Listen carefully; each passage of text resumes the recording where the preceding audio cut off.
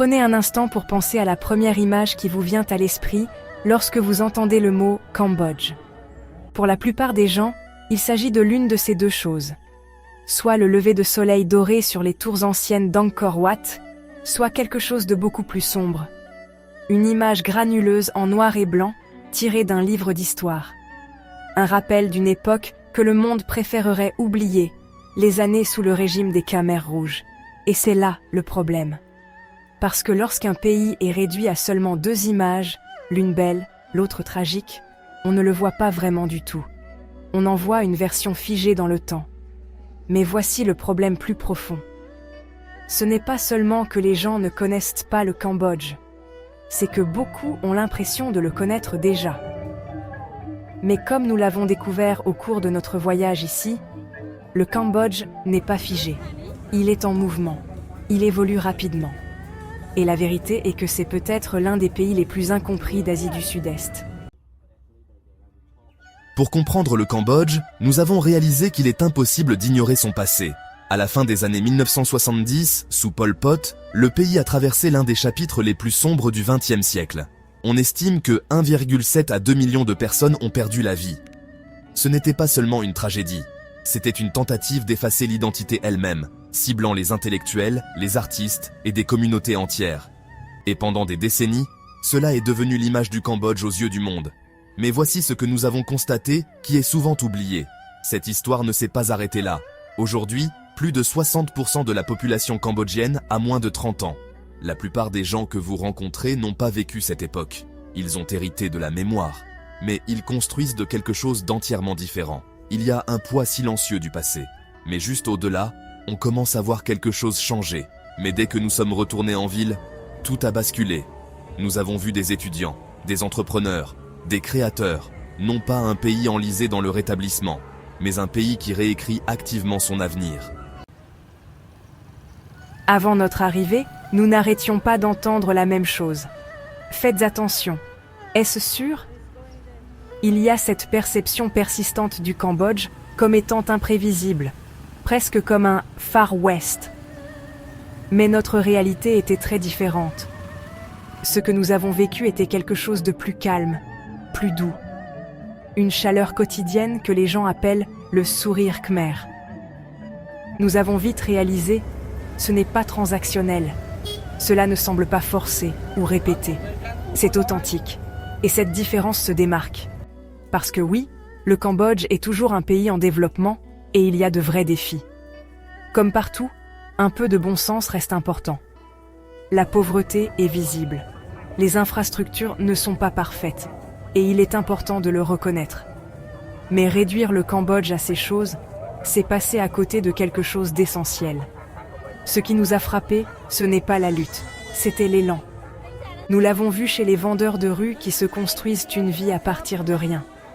Chez les étudiants qui apprennent l'anglais tard le soir. Chez les gens qui n'attendent pas le changement, ils le créent.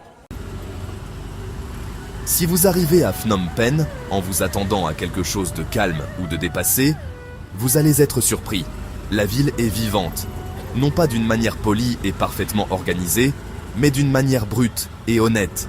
Nous passions devant des cafés modernes remplis de jeunes Cambodgiens travaillant sur des ordinateurs portables. Puis, nous tournions un coin et trouvions une rue qui semblait intouchée depuis des décennies. Il n'était pas rare de voir un moine en robe safran passer devant un SUV de luxe, ou un marché de rue traditionnel juste à côté d'un immeuble vitré. Cela ne donne pas l'impression d'être mis en scène. On dirait que plusieurs époques coexistent, toutes avançant en même temps. Et cette énergie est difficile à ignorer. Une autre idée fausse que nous voulions comprendre était celle que le Cambodge est difficile d'accès ou compliqué à parcourir. En réalité, c'est l'un des pays les plus accessibles de la région.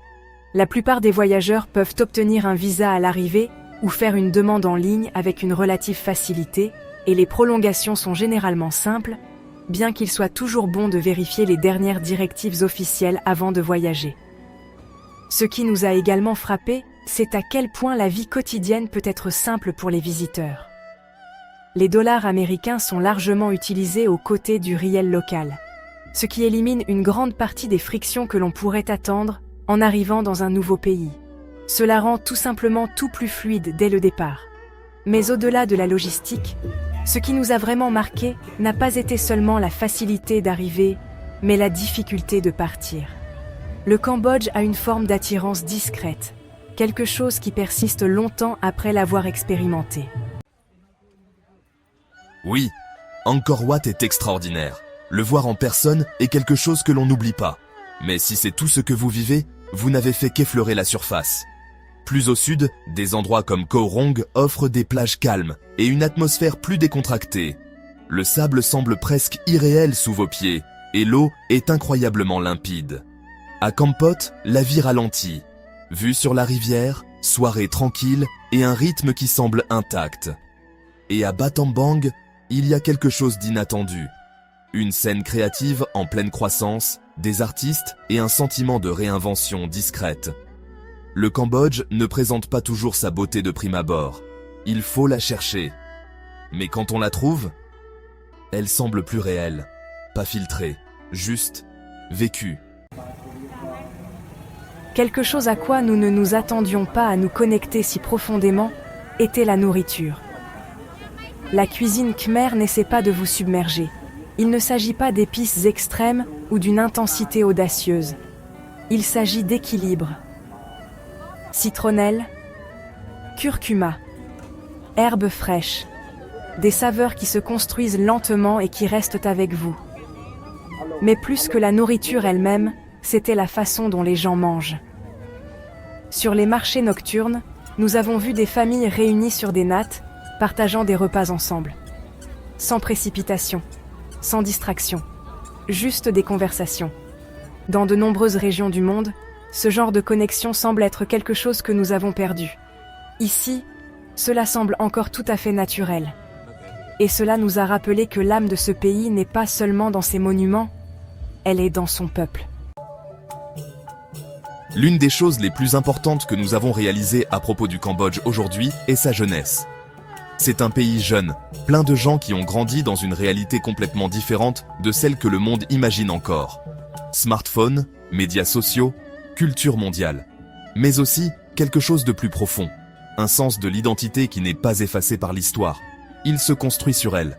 Nous l'avons vu dans la musique, dans la mode, dans les affaires. Des artistes comme Vanda mélangent des éléments khmers traditionnels avec des sons mondiaux modernes, atteignant des publics bien au-delà du Cambodge.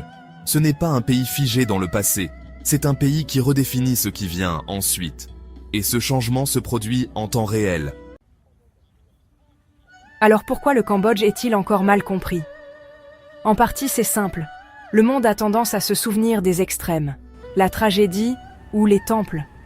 Mais nous avons découvert que les parties les plus significatives étaient la vie quotidienne entre les deux.